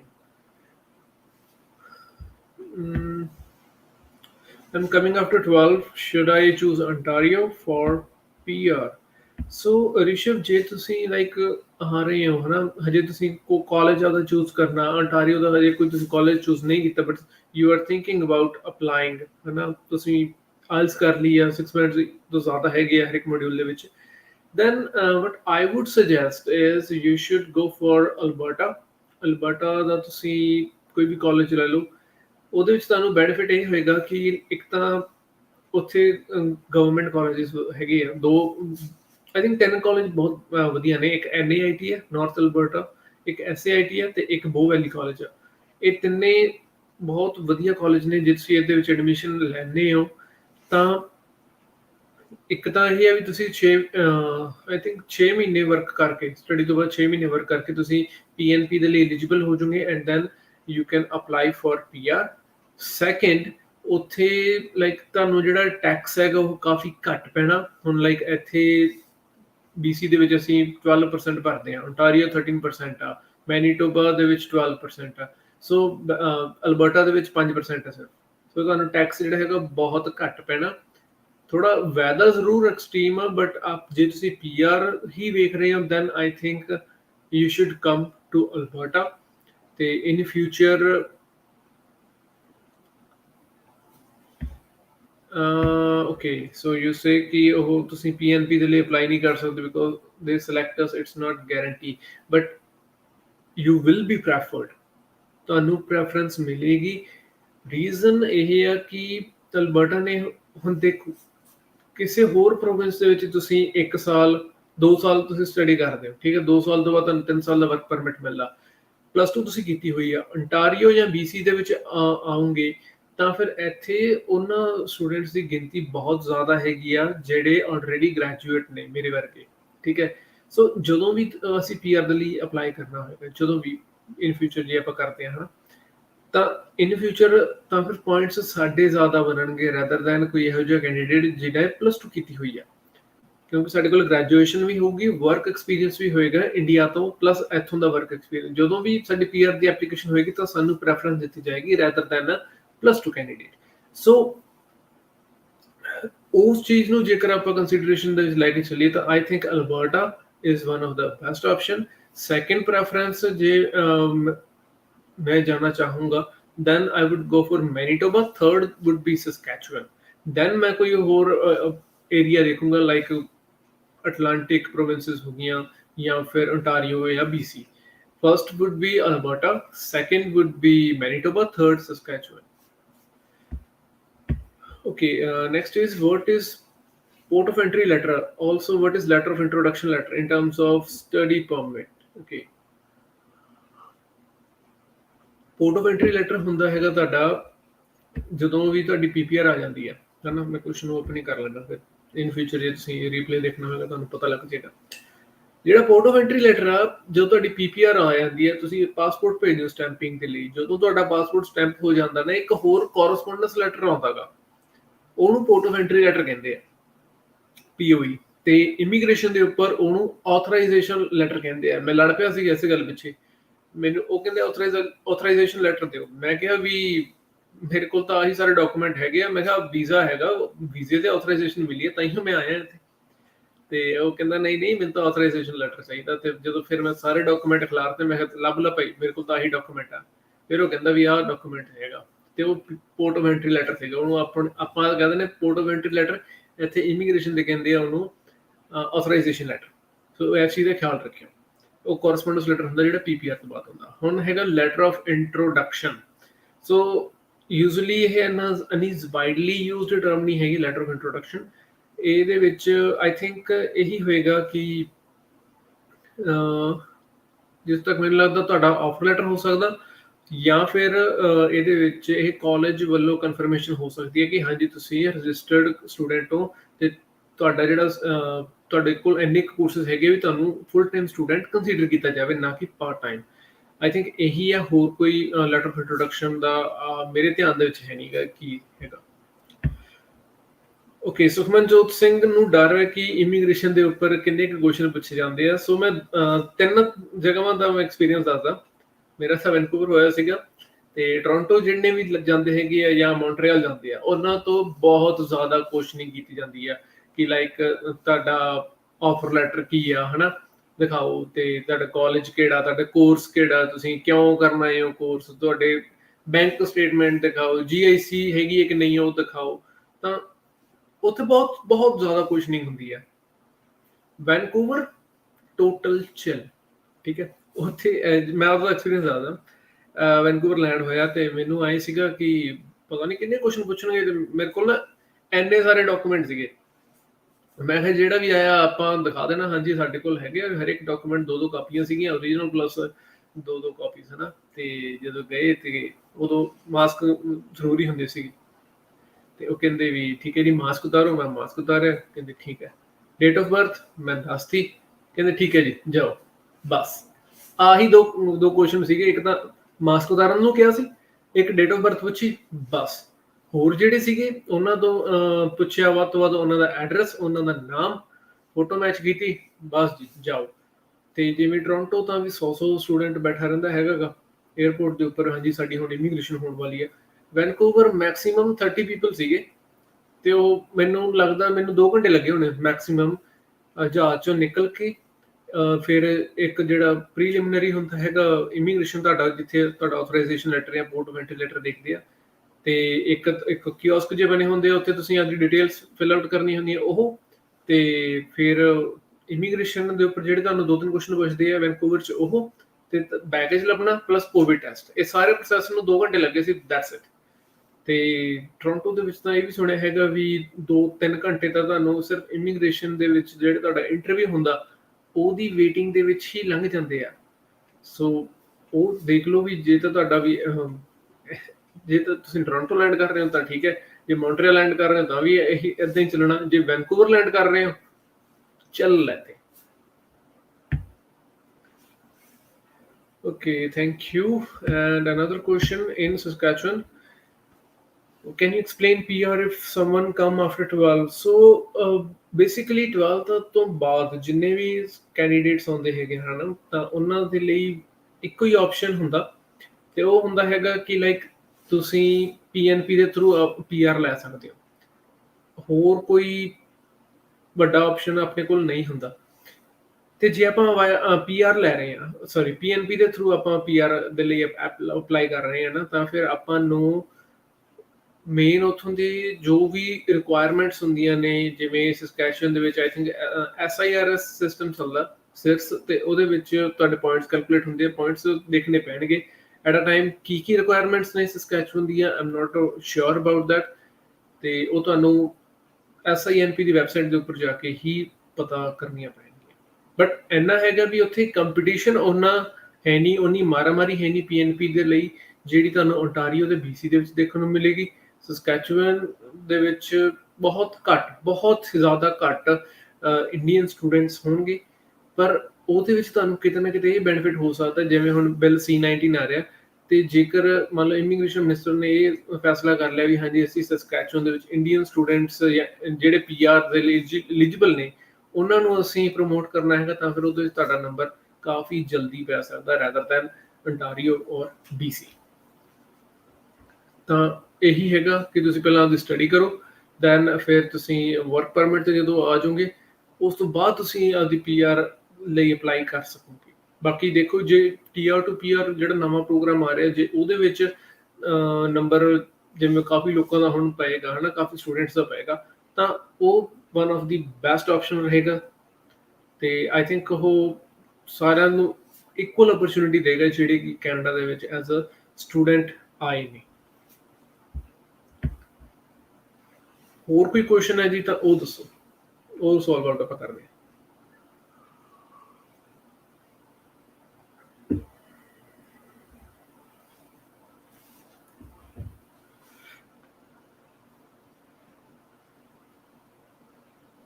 ਬਾਕੀ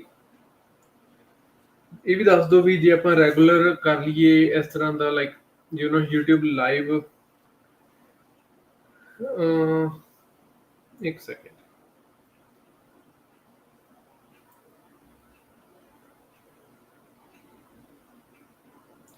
ਓਕੇ ਸੋ ਇਹ ਵੀ ਦੱਸ ਦਿਓ ਵੀ ਜੇ ਇਨ ਫਿਊਚਰ ਆਪਾਂ ਇੱਦਾਂ ਦੇ YouTube ਲਾਈਵਸ ਕਰੀਏ ਤਾਂ ਕਿਹੜੇ ਦਿਨ ਕਰੀਏ, ਕਿਉਂਕਿ ਅੱਜ ਤਾਂ ਦੇਖੋ ਟਿਊਜ਼ਡੇ ਹੈਗਾ ਤੇ ਮੇਰੀ ਕਲਾਸ ਹੁੰਦੀ ਵੈਸੇ 7 ਤੋਂ 9 ਵਜੇ ਤੱਕ, ਪਰ ਆਇਆ ਵੀ ਅੱਜ ਕਲਾਸ ਹੈ ਨਹੀਂ ਸੀ, ਸੋ ਸਾਰੇ ਕੰਮ ਪਹਿਲਾਂ ਨਿਬੇੜ ਕੇ ਤੇ ਮੈਂ ਕਿਹਾ ਚਲੋ ਆਪਾਂ ਇਹ ਕੰਮ ਕਰਦੇ ਹਾਂ। ਤੇ ਕੋਈ ਇੱਕ ਦਿਨ ਦੱਸ ਦਿਓ, ਉਸ ਦਿਨ ਆਪਾਂ ਕੋਸ਼ਿਸ਼ ਕਰ ਲਿਆ ਕਰਾਂਗੇ, ਜਿਵੇਂ ਸੈਟਰਡੇ ਰਾਤ ਨੂੰ ਜਾਂ ਫਿਰ ਸੰਡੇ ਹਨਾ, ਉਹ ਦੱਸ ਦਿਓ, ਟਾਈਮ ਦੱਸ ਦਿਓ, ਆਪਾਂ ਉਸ ਹਿਸਾਬ ਨਾਲ ਆਪਾਂ ਕਰ ਲਿਆ ਕਰਾਂਗੇ। ओके, आप मास्टर के बाद कनाडा आए? नहीं जी, मैं बैचलर्स करके आया। Currently I am doing accounting, but my bachelors was in mechanical engineering. First time applied for Canada study visa and got that without any कोई प्रॉब्लम नहीं आई। सो बाकी ये देख लो कि इररिलेवेंसी कितनी होएगी, that I did mechanical engineering in 2015. In 2021 and 2022 I am doing accounting course, totally different areas. So मैं आपका वीज़ा खुद लाया ਸੀ, ਤੁਹਾਨੂੰ ਮੈਂ ਸਹੀ ਗੱਲ ਦੱਸਦਾ। I didn't took any help from any agent or someone else. I applied by myself। ਤਾਂ ਉਹਦੇ ਵਿੱਚ ਬਹੁਤ ਸਾਰੀਆਂ ਚੀਜ਼ਾਂ ਜਿਹੜੀਆਂ ਹੈਗੀਆਂ ਉਹ ਤੁਹਾਨੂੰ ਧਿਆਨ ਦੇ ਵਿੱਚ ਰੱਖਣੀਆਂ ਪੈਂਦੀਆਂ ਨੇ, ਪਲੈਨਿੰਗ ਕਾਫੀ ਤਕੜੀ ਕਰਨੀ ਪੈਂਦੀ ਹੈ। That's how I Gat the visa despite the irrelevant course, irrelevant experience. It's how you present yourself। Okay ਜੀ, ਸੈਟਰਡੇ ਰੱਖ ਲਿਆ ਕਰਾਂਗੇ, ਬਾਕੀਆਂ ਤੋਂ ਵੀ ਪੁੱਛ ਲੈਂਦੇ ਆ। If Rishabh, you are from commerce stream, then I would recommend you to go with business administration rather than a social worker, because that is more relevant. You can easily explain business administration rather than explaining the social worker. However, if you had completed arts, then you should apply for social worker. But as you have done commerce, so I would recommend business, because ਉਹ easy ਆ, ਤੁਸੀਂ ਉਹ ਚੀਜ਼ਾਂ ਪੜ੍ਹ ਚੁੱਕੇ ਹੋ। Social worker ਤੁਹਾਡੇ ਲਈ ਈਜ਼ੀ ਨਹੀਂ ਹੋਣਾ ਹੈਗਾ। ਸੋਸ਼ਲ ਵਰਕਰ ਉਹਨਾਂ ਲਈ ਈਜ਼ੀ ਹੈ ਜਿਨ੍ਹਾਂ ਨੂੰ ਉਹਦੇ ਵਿੱਚ ਪ੍ਰੋਪਰ ਇੰਟਰਸਟ ਆ। ਤੁਸੀਂ ਕਾਮਰਸ ਕੀਤੀ ਹੈ, ਕੁਛ ਨਾ ਕੁਛ ਤਾਂ ਸਮਝ ਆਇਆ ਹੀ ਹੋਣਾ। So I would recommend to go with the business administration rather than any other.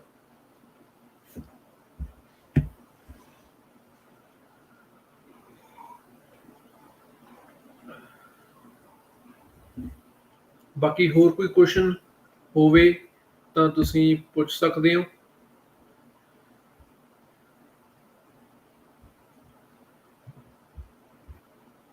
I have given many mock tests and practiced well. I know can get 7, 8 bands. Uh, Whatever your target is, you are not going to achieve it. I am completely honest. I have taken 3 times ALS exam. My target was always like nine bands, but I never achieved it. If your target is 7 or 8, then you are not going to achieve it. You will either overshoot it, ਜਾਂ ਤੁਹਾਡੇ 9 band ਆ ਜਾਣੇ ਆ ਜਾਂ ਫਿਰ ਤੁਹਾਡੇ ਘਟ ਜਾਣੇ ਆ। ਸੋ ਹਮੇਸ਼ਾ ਤੁਸੀਂ ਡੇਢ ਬੈਂਡ ਦਾ ਮੰਨ ਕੇ ਚੱਲੋ ਵੀ ਵੱਧ ਵੀ ਸਕਦੇ ਆ ਘਟ ਵੀ ਸਕਦੇ ਆ ਹਨਾ, ਜਿੰਨੇ ਵੀ ਤੁਹਾਡੇ ਮੌਕ ਟੈਸਟ ਦੇ ਵਿੱਚ ਆਉਂਦੇ ਪਏ ਆ। ਬਾਕੀ ਜੇ ਤੁਹਾਡੇ ਮੌਕ ਟੈਸਟ ਵਧੀਆ ਜਾ ਰਹੇ ਹੈਗੇ ਦੈਨ ਆਈ ਵੁੱਡ ਰეკਮੈਂਡ ਕਿ ਇੱਕ ਬੁੱਕ ਹੈਗੀ ਆ ਪ੍ਰੈਕਟਿਸ ਟੈਸਟ 1 ਤੇ ਪ੍ਰੈਕਟਿਸ ਟੈਸਟ 2, ਤੁਸੀਂ ਉਹ ਦੋਨੋਂ ਕਰਕੇ ਦੇਖੋ। ਆਈ ਥਿੰਕ 5 ਜਾਂ 6 ਟੈਸਟ ਹੈਗੇ ਆ ਤੇ ਜੇ ਉਹਦੇ ਤੁਹਾਡੇ 6 ਬੈਂਡ ਆ ਰਹੇ ਆ, good to go. Is it possible to transfer credits from a diploma to degree? Yes, it is possible. However, it depends upon your college. It depends ਕਿ ਤੁਸੀਂ ਕਿਹੜੀ ਸਟੱਡੀ ਕਰਦੇ ਪਏ ਹੋ ਤੇ ਜਿਹੜੇ ਕਾਲਜ ਤੁਸੀਂ ਡਿਪਲੋਮਾ ਕੀਤਾ ਹੈਗਾ ਉਸ ਤੋਂ ਬਾਅਦ ਕੋਈ ਪਾਥਵੇ ਪ੍ਰੋਗਰਾਮ ਹੈਗਾ ਉਸ ਕਾਲਜ ਦਾ ਕਿਸੇ ਹੋਰ ਯੂਨੀਵਰਸਿਟੀ ਦੇ ਨਾਲ ਜਾਂ ਕਾਲਜ ਨਾਲ ਜਾਂ ਨਹੀਂ ਹੈਗਾ। ਕਈ ਵਾਰੀ ਕੀ ਹੁੰਦਾ ਕਿ ਇਸ ਤਰ੍ਹਾਂ ਆਪਾਂ ਚਾਹੁੰਦੇ ਹੁੰਦੇ ਕਿ ਹਾਂਜੀ ਏਦਾਂ ਕਰਕੇ ਤੇ ਆਪਾਂ ਕ੍ਰੈਡਿਟਸ ਟ੍ਰਾਂਸਫਰ ਕਰ ਲਈਏ, ਬਟ ਕਈ ਆਪਾਂ ਕਾਲਜ ਆਪਣਾ ਉਹ ਹੁੰਦਾ ਜਿੱਥੇ ਕ੍ਰੈਡਿਟ ਟ੍ਰਾਂਸਫਰ ਹੋ ਹੀ ਨਹੀਂ ਸਕਦੇ ਤਾਂ ਉੱਥੇ ਪ੍ਰੋਬਲਮ ਆ ਜਾਂਦੀ ਆ। ਸੋ ਇਹ ਆਪਦੇ ਕਾਲਜ ਨਾਲ ਤੁਸੀਂ ਗੱਲ ਕਰੋ ਵੀ ਮੈਂ ਜੇਕਰ ਡਿਪਲੋਮਾ ਕੰਪਲੀਟ ਕਰ ਲਿਆ ਉਸ ਤੋਂ ਬਾਅਦ ਡਿਗਰੀ ਕਰਨੀ ਆ ਤਾਂ ਕ੍ਰੈਡਿਟ ਟ੍ਰਾਂਸਫਰ ਹੋਣਗੇ ਤਾਂ ਕਿਵੇਂ ਹੋਣਗੇ, ਤੇ ਜੇਕਰ ਮੰਨ ਲਓ ਕੋਈ ਟਾਈਮ ਪੀਰੀਅਡ ਹੁੰਦਾ ਜਿਹਦੇ ਵਿੱਚ ਕ੍ਰੈਡਿਟ ਟ੍ਰਾਂਸਫਰ ਪੋਸੀਬਲ ਆ ਤਾਂ ਉਹ ਵੀ ਪੁੱਛ ਲਿਓ। ਇਮੀਗ੍ਰੇਸ਼ਨ ਦੇ ਡਾਕੂਮੈਂਟ ਸਾਰੇ ਹੀ ਦਿਖਾਏ ਸੀ? ਨਹੀਂ, ਇੱਕ ਤਾਂ ਮੈਂ ਦਿਖਾਇਆ ਸੀਗਾ ਪਾਸਪੋਰਟ ਆਪਦਾ, ਇੱਕ ਦਿਖਾਇਆ ਸੀ ਮੈਂ ਪੋਰਟ ਆਫ ਐਂਟਰੀ ਲੈਟਰ ਜਿਹਨੂੰ ਆਥੋਰਾਈਜੇਸ਼ਨ ਲੈਟਰ ਬੋਲ ਰਹੇ ਸੀਗੇ, ਤੀਸਰਾ ਇੱਕ ਦਿਖਾਇਆ ਸੀਗਾ ਇੱਕ ਉਹ ਜਿਹੜਾ ਕਿਓਸਕ ਦੇ ਵਿੱਚ ਆਪਾਂ ਡਿਟੇਲਸ ਐਂਟਰ ਕਰਨੀਆਂ ਹੁੰਦੀਆਂ ਉਹ ਪਰਚੀ ਨਿਕਲਦੀ ਹੁੰਦੀ ਆ ਉਹ ਦਿਖਾਈ ਸੀ। ਠੀਕ ਸੀ, ਉਹ ਦਿਖਾਈ ਸੀਗੀ ਬਸ। ਮੈਨੂੰ ਲੱਗਦਾ ਹੋਰ ਕੁਝ ਵੀ ਹੈ ਨਹੀਂ ਸੀ, ਬਸ ਆਹ 3 ਡਾਕੂਮੈਂਟ ਸੀਗੇ, ਹੋਰ ਕੁਝ ਵੀ ਨਹੀਂ ਪੁੱਛਿਆ ਉਹਨਾਂ ਨੇ। ਡਾਕੂਮੈਂਟ ਤਾਂ ਮੇਰੇ ਦੇਖੇ ਨਹੀਂ ਨਾ, ਡਾਕੂਮੈਂਟ ਮੇਰਾ ਕੋਈ ਨਹੀਂ ਦੇਖਿਆ, ਬਸ ਉਹਨਾਂ ਨੇ ਮੇਰੀ ਡੇਟ ਆਫ ਬਰਥ ਪੁੱਛੀ, ਪਾਸਪੋਰਟ ਨਾਲ ਮੈਚ ਕੀਤੀ, ਦੈਟਸ ਇਟ। ਹੋਰ ਕੁਝ ਵੀ ਨਹੀਂ ਪੁੱਛਿਆ ਮੈਥੋਂ। ਉਹ ਨਾ ਬਸ ਇੱਕ ਹੋਰ ਮੁੰਡੇ ਤੋਂ ਪੁੱਛਿਆ ਸੀਗਾ ਜਿਹੜਾ ਮੈਨੂੰ ਯਾਦ ਆ, ਉਹ ਤੋਂ ਵੀ ਬਸ ਇਹੀ ਪੁੱਛਿਆ ਸੀਗਾ ਵੀ ਤੁਸੀਂ ਸਾਨੂੰ ਆਪਦਾ ਐਡਰੈਸ ਲਿਖ ਕੇ ਦਿਓ, ਤੁਸੀਂ ਰਹਿਣਾ ਕਿੱਥੇ ਆ ਹੁਣ ਜਾ ਕੇ, ਬਸ ਹੋਰ ਕੁਝ ਵੀ ਨਹੀਂ ਪੁੱਛਿਆਗਾ ਕਿਸੇ ਤੋਂ ਵੀ। ਬਸ ਉਹਨਾਂ ਤੋਂ ਉਹਨਾਂ ਦਾ ਨਾਮ ਪੁੱਛ ਲੈਂਦੇ ਜ਼ਿਆਦਾ ਤੋਂ ਜ਼ਿਆਦਾ, date of birth, address, bus Vancouver, ਹੋਰ ਕੁਝ ਵੀ ਨਹੀਂ ਪੁੱਛਦੇ। Can I get loan? My family financial is not good, but we have house or cost 25 lakh. Father guard का जॉब में है। Okay, will I get a loan? So if you are getting a loan, make sure that you also include how you are going to pay back that loan. You should always include as much financial documents as possible which represent that you have a good cash flow, you have money coming in, you have money going out, and you have decent amount of savings. Plus, if you are getting a loan, as I already mentioned, you should include how you are going to pay it back in your SOP. ਇਹ ਸਾਰੀਆਂ ਚੀਜ਼ਾਂ ਤੁਹਾਡੀਆਂ SOP 'ਚ ਹੋਣੀਆਂ ਜ਼ਰੂਰੀ ਆ। If you are not going to include it, then the visa officer will see you as not capable because of your financial resources, and that's how you will face refusal. And it is also advisable, if you're getting a loan, that you should include as many ways as possible on how you are going to pay it back. Yes, I'm talking about the bank loan. And for example, if I have to take a loan, I went to a bank and got the loan for my study visa, okay, for 25 lakh. Just suppose I gave my house as a collateral. Then what I'm going to do is, because in SOP we write that we will come back to India, so you should also include how much salary expectation you have, how much salary you will get after coming back to India. Okay, so if you include that, and then you should lay out how much expenses on a monthly basis will you have to bear, how much will there be your savings, and how much amount you are going to pay back of your education loan, and then how many years it will take to pay off the loan completely. You should include all these things. If you're like if your family has another source of income, include that as well. That if at any time I am laid off, or I don't find if I don't get a job in proper time, then how I'm going to pay it off, how my family is going to pay it off. Okay, so always make sure that you have much more money coming in, much more ways of money coming in, and you can easily pay your loan. You just have to satisfy the officer that yes, your family is capable of paying the loan in three different ways at least. Then yes, you will get you know approval for your study visa.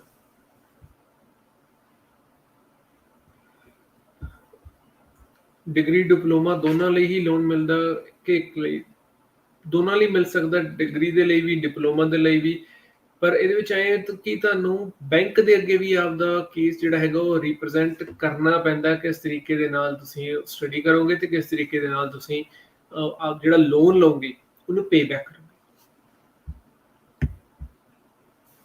Should I go with IDP? Well, do your research in India.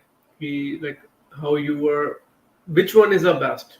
Okay, because I have seen many cases with every major brand in India, and I have seen the refusals, I have seen the approvals, I have seen uh, the cases where they don't know what they are doing. I have seen some cases in which they don't know what is the latest information. So what I would do in your situation is I would go with any of the major brands, but I will also have my GC key with myself. I will also have my, you know, I will also have the full understanding what is going to be shown, what should be there in my file, and how the agent is going to present it, how he makes the SOP. If he is not making a good SOP, then how I can present myself in a good way rather than an agent. And make sure, even if your case is SDS, include financials always. That is one of the biggest mistake in today's world. In they are not people are not showing their financials. They get refusals based on financial reasons, and then they say, "What are we gonna do?" That's where the main problem is. They don't know that even in SDS, if you show your financials, then it will make your case much stronger than the earlier one. Okay, always know what the agent is doing, whatever what is he showing, because if you don't know what is in your profile, then you're gone. Okay, any other question? If you have, just send it here.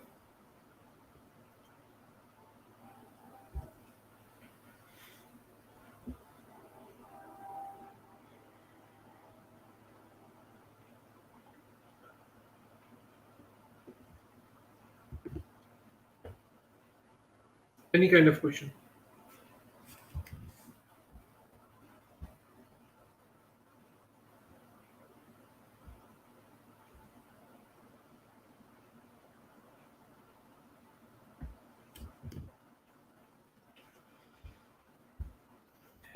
Thank you for joining here.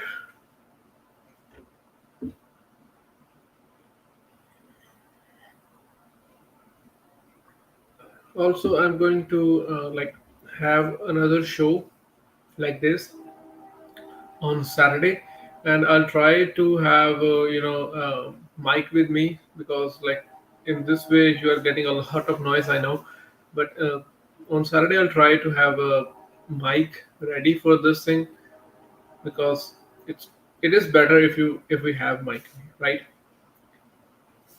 I don't know how much noise you guys are getting, but I still think that it is a lot.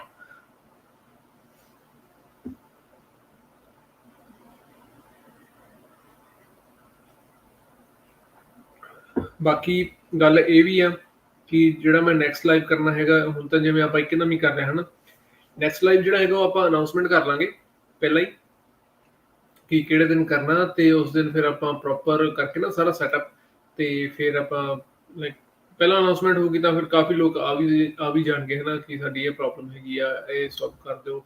ਤਾਂ ਆਪਾਂ ਉਹ ਸਾਰਾ proper ਕਰਕੇ Instagram ਦੇ ਉੱਪਰ ਵੀ ਆਪਾਂ ਪਾ ਦਾਂਗੇ ਕਿ ਹਾਂਜੀ ਇਸ ਦਿਨ ਲਾਈਵ ਆ, ਤੇ ਆਪਾਂ ਫਿਰ ਆਲਟਰਨੇਟਿਵ ਡੇਜ਼ ਤੇ ਕਰ ਲਿਆ ਕਰਾਂਗੇ, ਲਾਈਕ ਜਿਵੇਂ ਸੈਟਰਡੇ ਕਰ ਲਿਆ, ਫਿਰ ਇੱਕ ਸੈਟਰਡੇ ਆਪਾਂ ਇੰਸਟਾਗ੍ਰਾਮ ਤੇ ਜਾਂ ਟਿਕਟੌਕ ਤੇ ਕਰਕੇ ਫਿਰ ਉਸ ਤੋਂ ਅਗਲੇ ਤੇ ਕਰ ਲਿਆ ਕਰਾਂਗੇ। But it will still take time, so be with me, ਕੀ ਬਣਦਾ ਕੀ ਨਹੀਂ।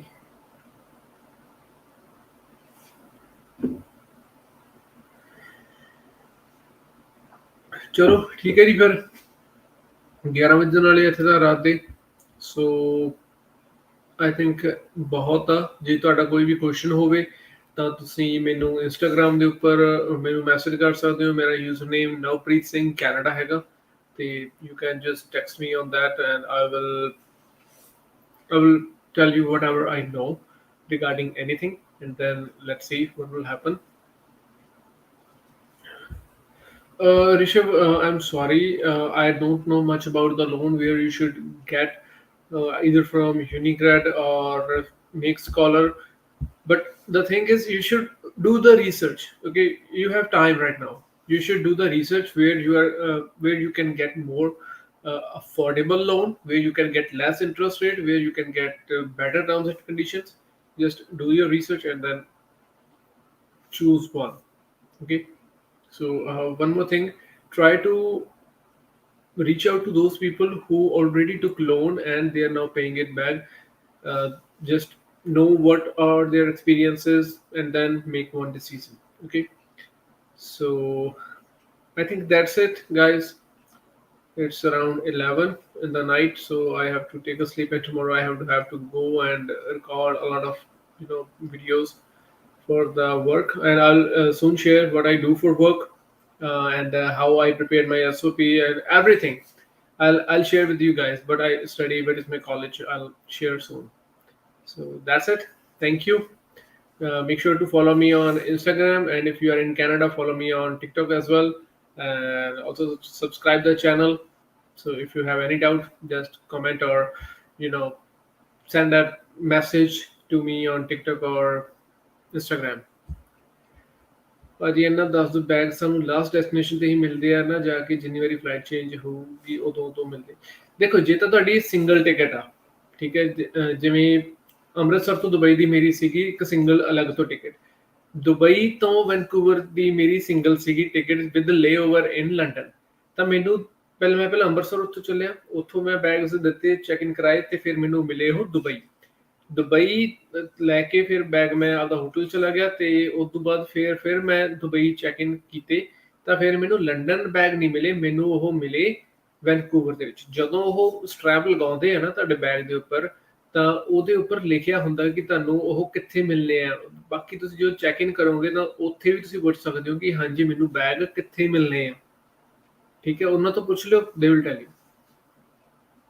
ਜੇ ਤੁਹਾਡੇ ਮੰਨ ਲਓ ਵੀ ਸਿਰਫ ਲੇਓਵਰ ਵਾਲੀ ਟਿਕਟ ਸੀ ਹੈਗੀ ਆ, ਤਾਂ ਫਿਰ ਉਹਦੇ ਉੱਪਰ ਲਿਖਿਆ ਹੋਏਗਾ ਕਿ ਜਿਵੇਂ ਤੁਸੀਂ ਦੱਸਿਆ ਸੀਗਾ ਹਨਾ ਕਿ ਆਈ ਥਿੰਕ ਦਿੱਲੀ ਤੋਂ ਹੀ ਹੋਏਗੀ ਤੁਹਾਡੀ ਟਿਕਟ, ਦਿੱਲੀ ਤੋਂ ਮੌਂਟਰੀਅਲ, ਤਾਂ ਫਿਰ YUH ਹੁੰਦਾ ਆਈ ਥਿੰਕ ਮੌਂਟਰੀਅਲ ਦਾ, ਤੇ ਫਿਰ YYZ ਹੋਊਗਾ ਟੋਰਾਂਟੋ ਦਾ, ਤੇ ਉਸ ਤੋਂ ਬਾਅਦ ਵਾਈਨਸਰ ਦਾ ਜਿਹੜਾ ਵੀ ਕੋਡ ਹੋਏਗਾ, ਉਹਦੇ ਤੁਹਾਡੇ ਕੋਡਸ ਜਿਹੜੇ ਹੈਗੇ ਆ ਬੈਗ ਦੇ ਉੱਪਰ ਉਹ ਸਟ੍ਰੈਪ ਲਗਾ ਦੇਣਗੇ, ਸਟਿੱਕਰ ਲਗਾ ਦੇਣਗੇ। ਸੋ ਮੇਕ ਸ਼ੋਰ ਕਿ ਉਹ you know that, and you can ask the guy who is checking in your baggage ਕਿ ਤੁਹਾਨੂੰ ਬੈਗ ਕਿੱਥੇ ਮਿਲਨੇ ਆ। Okay, so that's it guys, thank you so much for joining। ਆਪਾਂ next ਮੈਂ schedule ਕਰਕੇ ਰੱਖ ਲੈਣਾ, ਕੱਲ ਨੂੰ ਰੱਖ ਲਾਂਗਾ, and then we will make another video। so that's it, thank you, have a good night, have a good day, bye bye।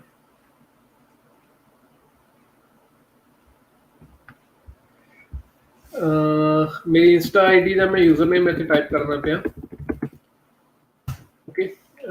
ਚਾਹੇ ਮੇਰਾ YouTube ਦਾ, ਚਾਹੇ ਮੇਰਾ Instagram ਹੈ, ਚਾਹੇ ਮੇਰਾ TikTok ਆ, ਆਹੀ ਇੱਕ ਯੂਜ਼ਰ ਨੇਮ ਆ, ਹੋਰ ਮੇਰਾ ਕੋਈ ਯੂਜ਼ਰ ਨੇਮ ਨਹੀਂ, Navpreet Singh Canada. So you can just, ask any question about me over there. So that's it. Thank you guys. Have a good day.